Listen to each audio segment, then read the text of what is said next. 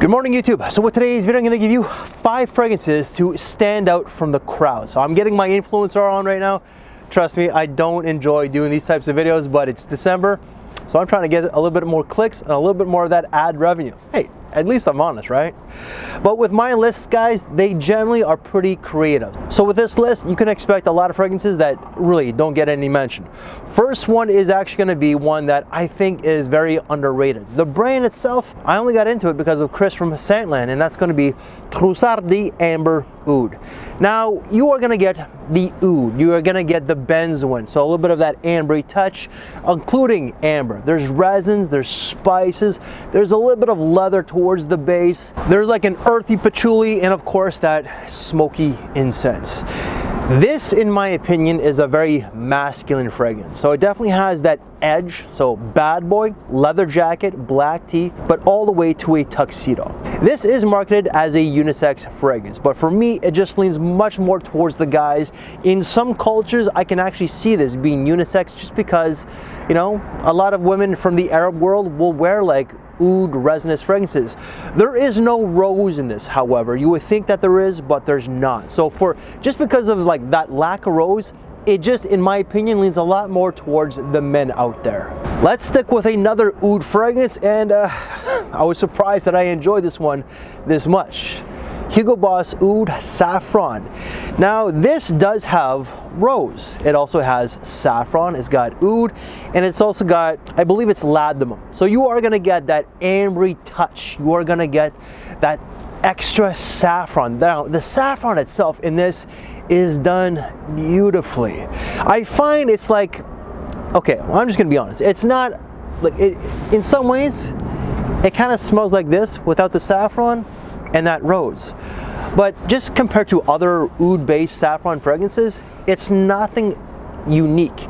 But this is where it kind of differs, in my opinion, is that instead of, like, let's say like you're baking a recipe, instead of adding like a teaspoon of saffron, you're adding like a tablespoon of saffron. You know, it just feels like there's like a little bit of extra dose of saffron to it. Don't mind, like, we're in a high volume area. You're just getting some of these young guys, because as you can see, the towers in the back, a lot of young people will take pictures of their Mustangs, their BMWs. I'm not joking. I can see some of the stuff that I can see from my balcony, got them doing donuts. It's these are young guys, all right? So I was once young myself. This just smells very gently. There is a little bit of that bad boy side because of like the saffron oud and that ambery ladamum, but the rose is what adds that gently quality to it. Now this, I do think black t-shirt and leather jacket, but again, it's the rose that does make it a little bit more of a gentleman's fragrance. This will go very well with a suit and tie, even with a tuxedo. Longevity, can't complain neither. 9 to 10 hours. Number 3, I don't think is gonna cut through the cold. So if you live in the southern US where it doesn't get too cold, like today, it's actually a lot more warmer than it was yesterday. So right now it's about 32 degrees Fahrenheit, so that's about 4 degrees Celsius. You could actually wear Calvin Klein Euphoria Essence Men. Now this is like a green herbal woody leathery type of scent. Now the leather itself is not overly pronounced, it's more of a suede. So if you're expecting something like a Tom Ford Tuscan leather, or even like a Dunhill British leather, or any other fragrance that has a very prominent leather cord, you're going to be a little disappointed. There is some Gaiaquat to man it up, a little bit of amber. There's going to be that ivy that does add that green nuance, and I believe it is black pepper or some sort of pepper. I know it's not pink, but it's definitely some sort of pepper accord. This is actually quite nice. It is masculine, it is mature, just like the other 2 fragrances, and you know what? It's nothing planned, but it does have that bad boy side, but all the way to a, not exactly a tuxedo, but most certainly a suit and tie. But when it comes to the bad boy side, you can actually wear this with a white t-shirt instead of that black tee. Now black just is a mysterious color. It just adds that extra edge, I find, you know, and plus black, it's slimming. So it definitely helps with people like myself. But this can actually go with a white t-shirt and it's not going to stain your clothing.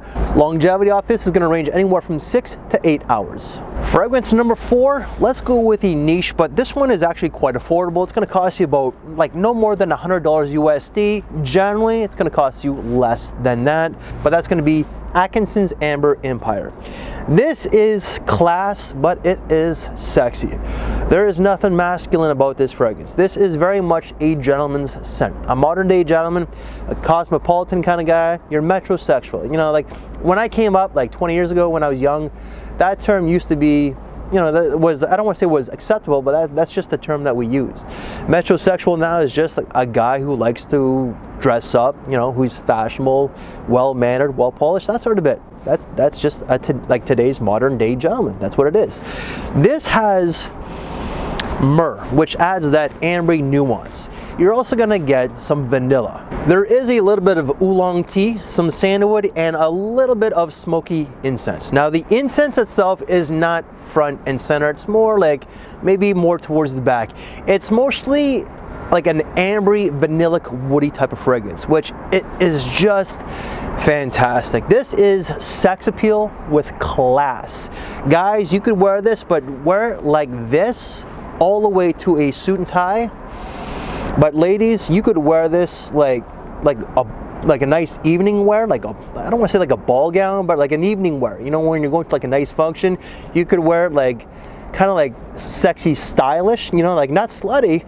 But if you want to wear it naked, you know, again, this is like, for me, just like grown and sexy, like cuddle time. It has that class, but it just has that like in between the sheets type of sexiness. And longevity, you're gonna get about 10 hours. And last but not least, I kind of made an oopsie. I brought the wrong bottle, but that's gonna be Hugo Boss bottled Oud Aromatic. This is oud itself, so I messed up. I thought it was the green one, but it's not. So with Oud Aromatic, it's not one of my favorites. It is an acquired taste, okay?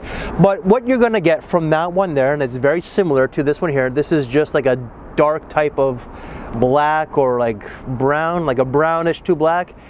You know, the Oud Aromatic is going to be like a green. You're going to get white florals. I believe it's myrrh, amber, and some sort of woods. It's an ambery white floral with a little bit of woods. It is very unique.